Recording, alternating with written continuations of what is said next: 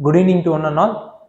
Welcome you all to the daily Indian Express newspaper analysis for the date 8th September 2023, brought to you by Ganesh IAS Academy. Okay, let's get into the today's Indian Express newspaper analysis.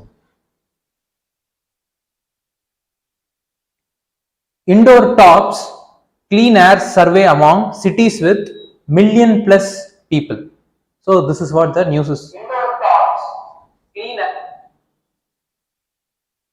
So this is what the news is about. From the heading itself, we could able to able to know that the news is going to deal with something related to clean air survey.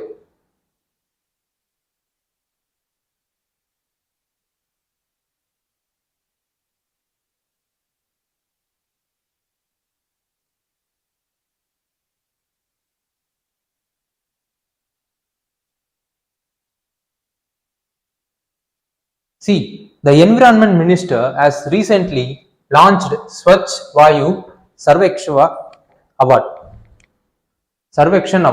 Under this, the three categories, the award will be divided across three categories. That is, the first category is the cities with million plus population, and then the second category of the city will comprise of population between 3 to 10 lakhs. Similarly, the third category of the cities will contain population 3 lakh or less than the 3 lakh. In this, the 130 cities will be assessed according to their population, in which they will be categorized in the three categories of the city which we have seen above. In this, the 130 cities will be selected based upon the National Clean Air Program.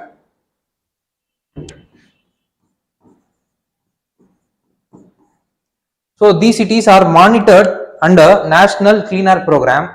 So these 130 non-attained cities will give the self-assessment by their corresponding urban local bodies, and then this self-assessment which is given by the each cities will be evaluated by the air quality committee,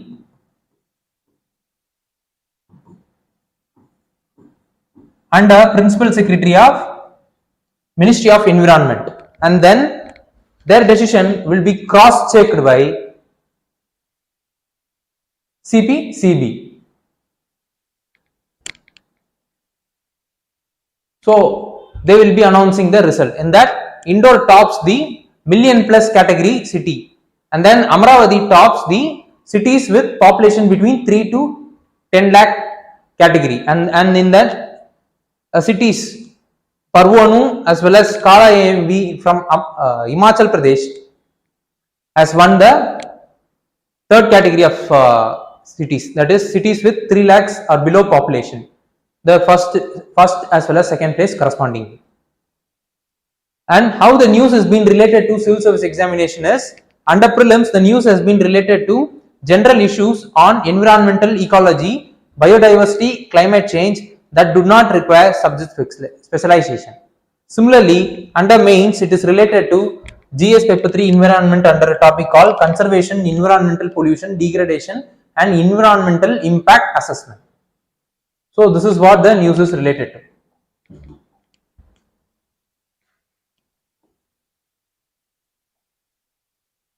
Let's discuss about the National Clean Air Program. It is launched by Ministry of Environment, Forest and Climate Change, and in that it has set the national target of 20 to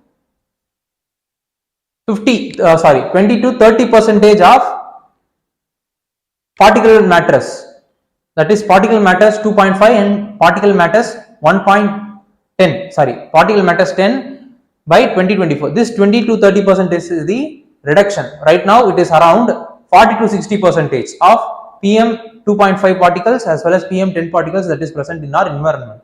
So they are aiming to reduce to 20 to 30% by 2024, and then in that nearly 131 non-attainment cities have been identified across the country, and they will be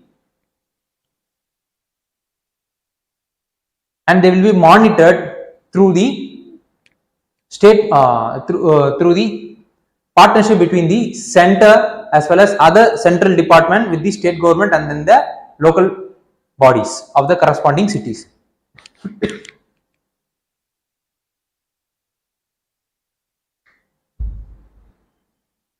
And how this non-attainment city has been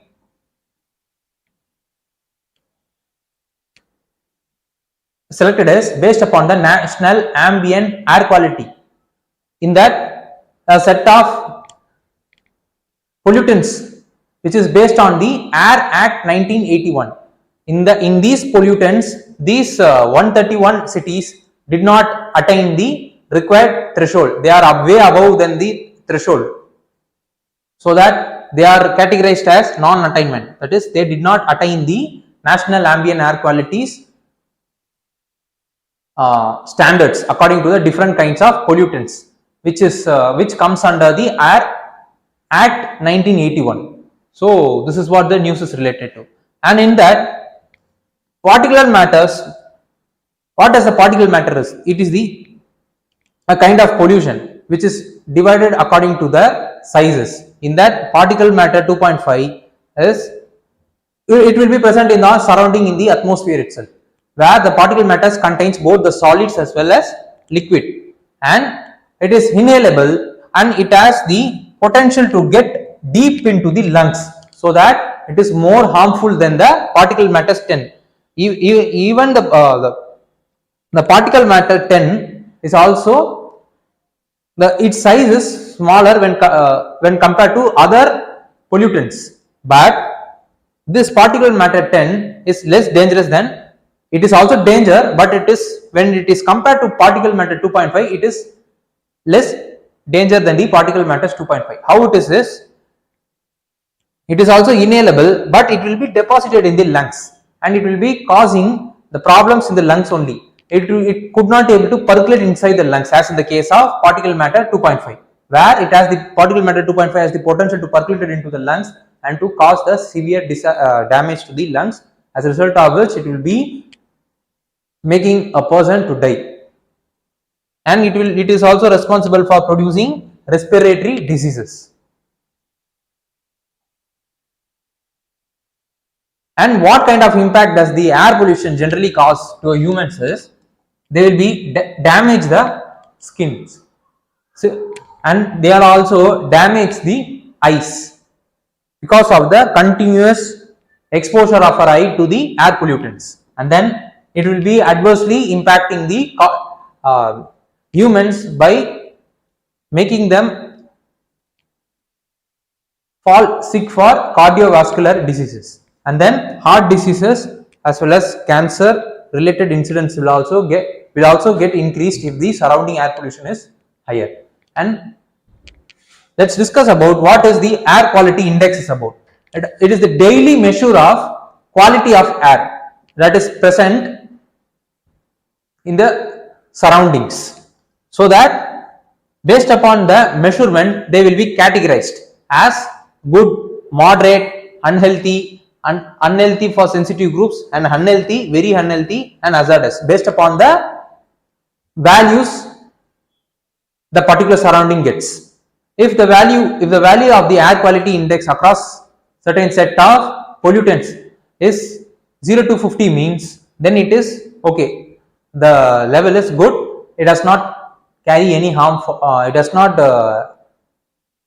harmful for the citizens. And if it is between 51 to 100 means it is moderate, so there is a light severity in the air pollutant that is present in the surroundings. And then if it is 101 to 150, and similarly 151 to 200, and 201 to 300, and 301 to 500, if the value is getting increased means correspondingly the severity of the pollution or the pollutants that is present in the surroundings will also get increased.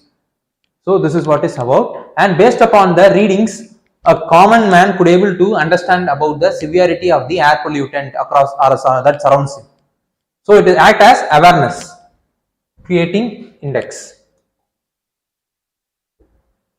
So what we needed to study further is, we should know about Air Act 1981, because based upon the pollutants that is present or given in the act only, the national ambient air quality is being calculated. From that national ambient air quality only, that 131 non-attainment cities have been selected under National Clean Air Program. And second is, we should also know about Water Act, and then we should also know about Wildlife Protection Act, and then United Nations Framework for Convention on Climate Change.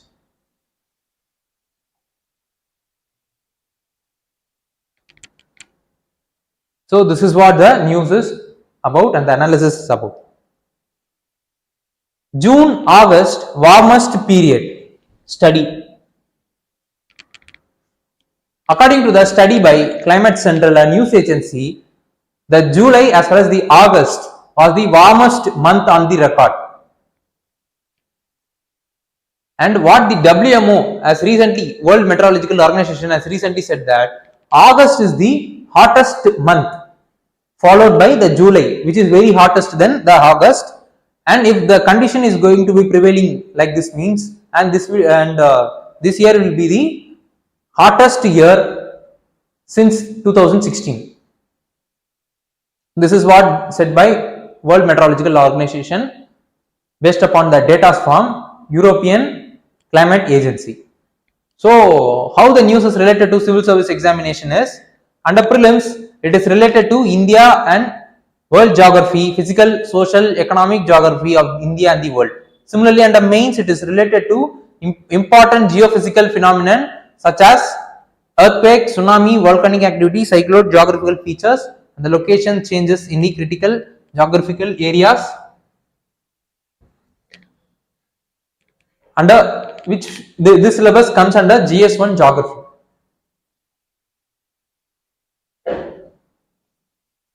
Okay. So let's discuss about what is the reason for warmest month of August. It is because of formation of El Nino phenomenon in equatorial region. Right now, the El Nino phenomenon is in formative stage. It has not gained its enough strength to cause the damages, but it has formed and it has repercussion across the global environment. And second is the climate changes. Because of the climate changes as well as its related incidents, it's making the season as warmest month. And then because of increased pollutant like greenhouse gases in the atmosphere makes the surrounding to be very warm. So these are all the reasons for the warmest month of August. And what does the impact this warming month August created in India is it has accelerated melting of glaciers. Secondly, it will enhance the power demand. Because of increased warming period during the August month season, there has been power demand taking place because of increased requirement for irrigation activities. As a result of which,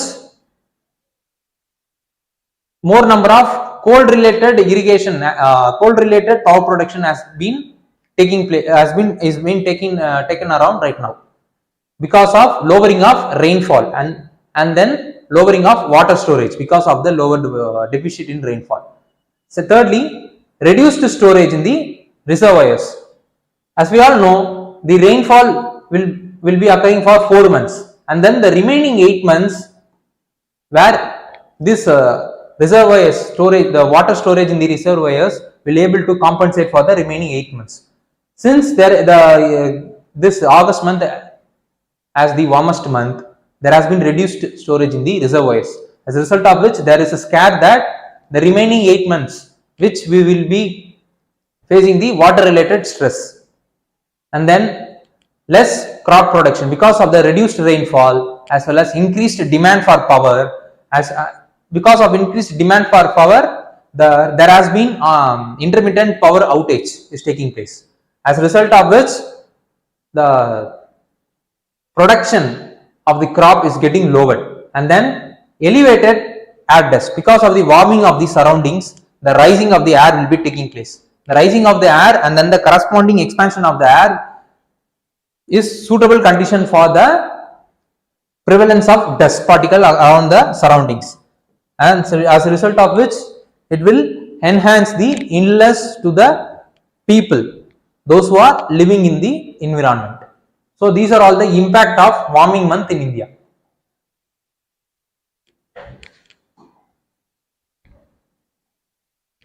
So what needed to be done to overcome this kind of warming effect or to mitigate the impact that the warming month is creating to the people as the country as a whole is? First, there need to be planning which is sensitized to climate changes.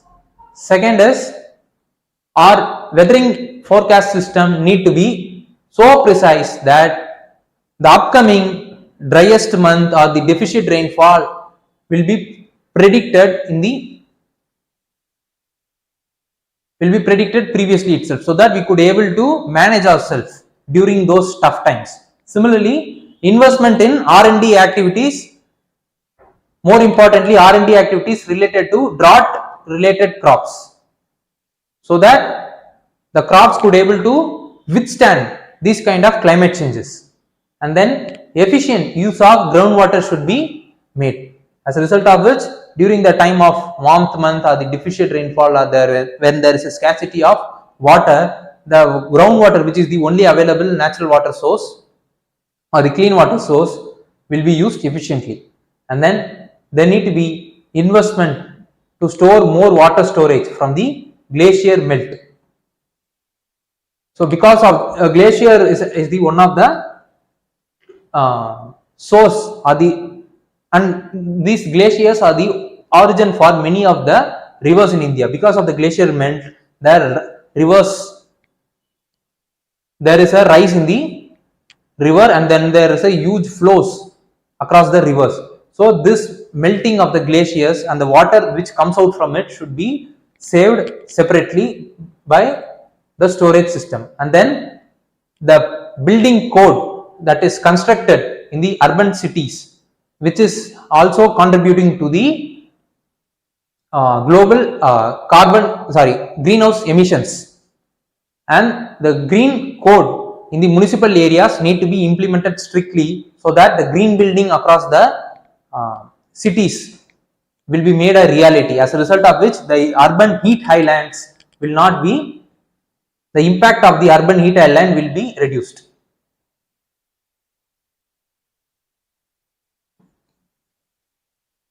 And then crop diversification will also ensure that the crops won't get affected by this kind of climate related changes. So these are all the things needed to be done to overcome these kind of tough situations or mitigate. These are the mitigation activities needed to be done to overcome this kind of situation. Okay, let's discuss about the World Meteorological Organization. World Meteorological Organization, it is the intergovernmental organization under United Nations. It has members of 193 and India is a part of it. It has origin from International Meteorological Organization, where its root is in 1870s convention, and it is in headquarters in Geneva. So this is what the detail related to world, simple facts related to World Meteorological Organization. And then what need to be studied is, we should know about the monsoon climate. More importantly, the southwest as well as northeast monsoon in India. Second is, we should also know about what is heat waves and when a particular area will be considered, or when a particular area is experiencing a heat wave. There are some criteria being given by our government. We should have a look into it. And then third is, we should also know about the Indian Meteorological Organization, its structure, function, as well as the department under which it is coming. So this is what the news related to the warmth month in August is about. critical for green future. So the news is related to a transitioning of our economy from fuel to non-fuel based economy. In that, the G20 energy transition meet, which is held in Goa, came out with a consensus. What is the consensus is that there need to be resilience in the global supply chain, so that there won't be any kind of supply chain shocks as well as the related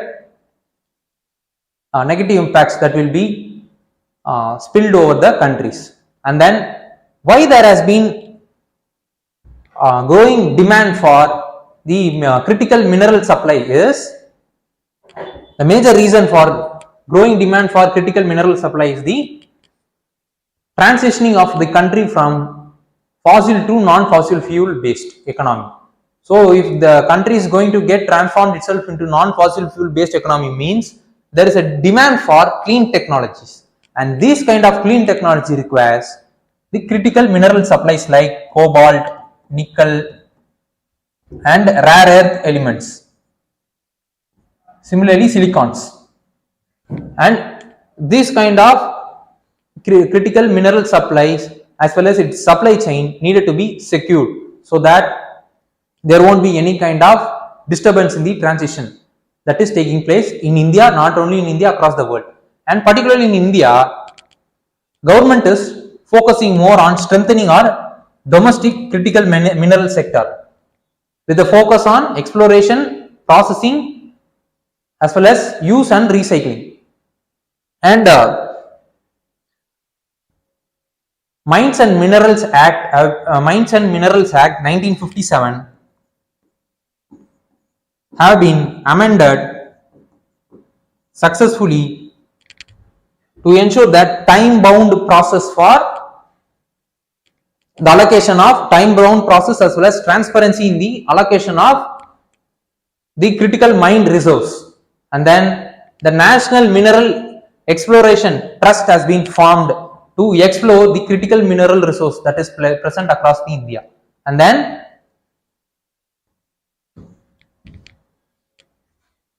facilitating mining for deep sea critical minerals.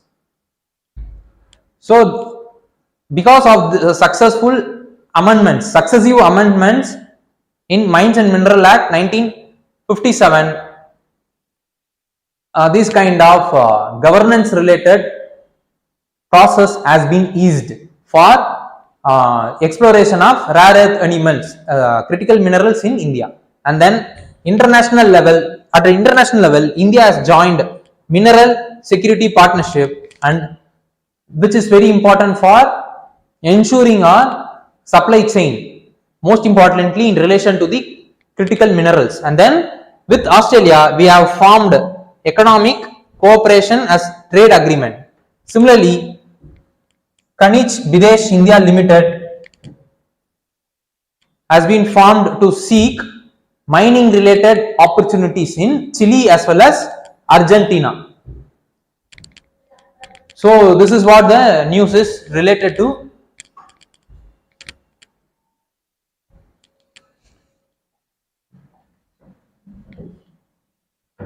Okay, how the news has been related to exam is, under prelims it is related to economic and social development. Similarly, under mains it is related to infrastructure under GS3 economic development. So what are the supply chain risks being involved? First is trade treaty conditions. So whenever there is a treaty or trade related agreement is being made between countries, means there will be certain condition will be imposed. This condition will sometimes act as hindrance for the supply chain. Second is geopolitical tensions. As we all know that China is one of the country where most of the mineral resource which we have seen in the previous slide has been concentrated. So if China, if any country is not in good terms with China, means surely China will be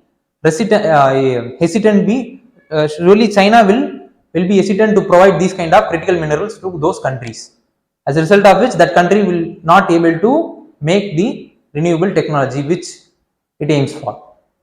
And then natural disasters in the mining areas will also have a huge toll in supply chain activities. So these are the risks being involved in supply chain. So what is the reason for rising demand for the supply chains? More importantly, for critical minerals are because of the transition that is taking place in India and also across the globe from the fossil to non-fossil fuel based economy. And then there has been increased competition to reduce the dependence from the other countries. For example, India's energy requirement is India depends on Middle East or Gulf countries for its energy requirements because most of our oil has been imported from those countries only. So if we could able to ensure that our domestic supply chain from minerals, critical minerals is very strong, means we could able to make the renewable technologies, as a result of which the electricity could be produced from those technology itself, and it will be reducing our dependence. So to reduce our dependence and make ourselves independent from any kind of external influence, not only India, all the major countries are thinking like that. So the rising the demand for this critical minerals is happening around the world. What is the Mineral Security Partnership is? It is the initiative led by United States, and it is the critical mineral supply chain where minerals like cobalt, nickel, lithium and 17 rare earth minerals will be explored, cleaned as well as transported across the country, who are across the country who are member of Mineral Security Partnership. And then Kanich Videsh Limited, it is the joint venture between National Aluminium Company as well as Hindustan Copper and then Mineral Exploration Company Limited under Mines Ministry, where they have been formed specifically to seek opportunities in overseas, more importantly Chile as well as Argentina, where the important critical mineral resources have been present.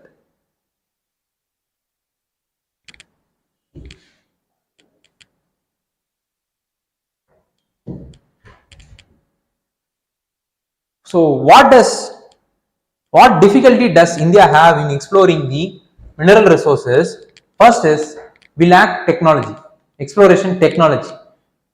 Second is we lack data about the geographical mineral features. Second is lacked skilled resource, more importantly human resource. And then land acquisition issues for mineral related explorations. So these are all the challenges right now India is facing in relation to critical mineral exploration in India. So this is what the analysis in relation to the news. So what we needed to study further is we should know about the international energy agencies, its structure, function as well as components. Secondly, we should also know about the energy mix of India. Third is we should also know about both the cobalt resource as well as lithium resource across the globe. And we should also know about what are the top 5 countries as well as least 5 countries that has the cobalt resource as well as the lithium resource. So this is what the analysis in relation to the transition of an economy from fossil to non-fossil fuel based economy, because of which the critical minerals requirement is getting increased. Japan's moon mission takes off, expected to land on next February 2024. Japan has launched H-21A rocket. In that, smart landers for investigating moon has been present. So it will be landing within the 100-meter range where the Japan has targeted to land in the moon. And this news is related to exam under prelims through a topic called general science, and in mains it is related to awareness in the field of IT, space, computer, robotics, nanotechnology, biotechnology, and issues relating to intellectual property rights, which comes under General Studies Paper 3, Science and Technology.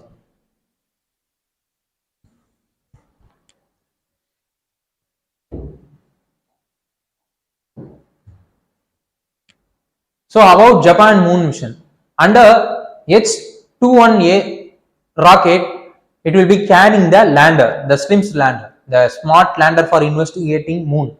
In short form, it is called a SLIM lander, to demonstrate the landing capabilities. So because of the demonstration, it will become a proof that this kind of technology could be used for further research in the moon, and then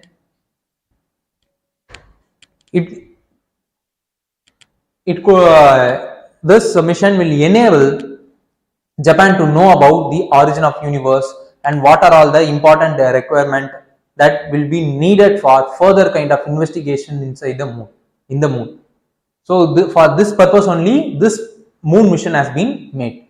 And what is the fact involved in it is, if landed, Japan will be becoming 5th country to do so, to successfully land in the moon, and it will enable to gain some scientific knowledge, as I said, which in turn will make Japan to get one step deeper into their research related to moon. So these are all the factual part related to the moon's mission. And Japan's Aerospace Exploration Agency, that is JAXA, which was formed in 2003, is responsible for the moon mission, and generally it is responsible for the country's research, technology development and launch of satellite into orbit.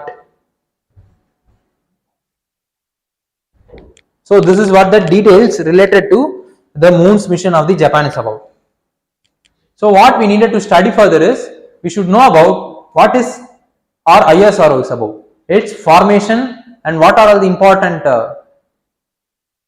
launch vehicle does the ISRO have. And second is, we should know about the Chandrayaan 3 mission, which was launched recently. Third is, we should also know about the Aditya L1 mission. So these are all the important factual part of the news. Philippines and Vietnam governments to sign rice pact as global price rise. From the news itself, we could able to know that both Philippines and Vietnam will be signing a pact on the rice trade, so that they could able to overcome the global food inflation related impact on them. The news is being related to prelims under prelims current events of national as well as international importance. Under mains, it is related to GS paper 2 international relation under a topic called bilateral, regional and global groupings and agreements involving India and are affecting India's interest. So this is what the news is about, and why the global price is getting increased, not only in food but also in other products in general, is because of the post-pandemic economic slowdown that is happening across the globe. Similarly, the Russian-Ukraine war has severely disrupted the supply chains.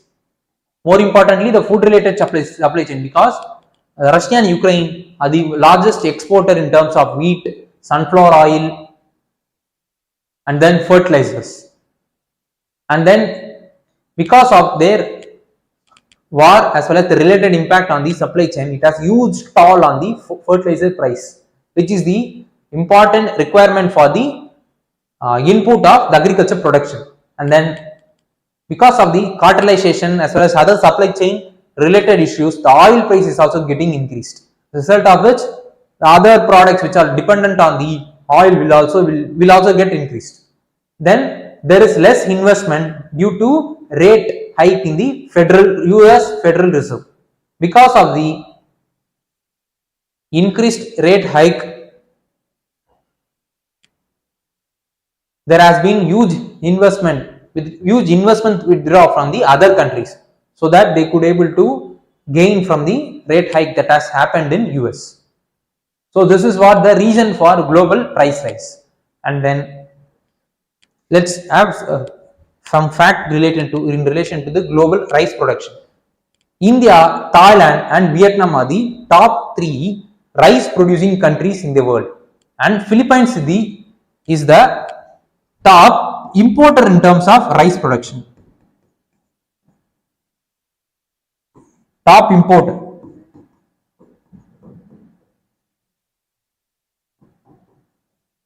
And according to Food Agriculture Organization, the global production forecast for the 2023-2024 has been lowered by 5 lakh ton.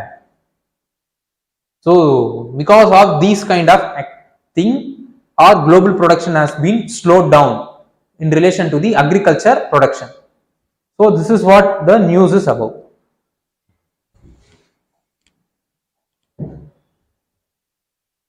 What need to be studied further is we should know about what is the virtual water is about. Second is we should also know about World Food Program. Third, we should also know about UNICEF. Similarly, you should also know about Food Corporation of India. So this is what the news analysis in relation to the Vietnam-Philippines Rice Pact. Let's have look into one prelims practice question. Consider the following statement. Vietnam has been one of the fastest growing economies in the world in the recent years. Vietnam is led by multi-party political system. Vietnam's economic growth is linked to its integration with global supply chain and focus on export. For a long time, Vietnam's labor cost and stable exchange rate have attracted global manufacturers. Vietnam has the most productive e-service sector in the Indo-Pacific region. Oh, those students, those who are watching the session, please do comment the option point in the comment section.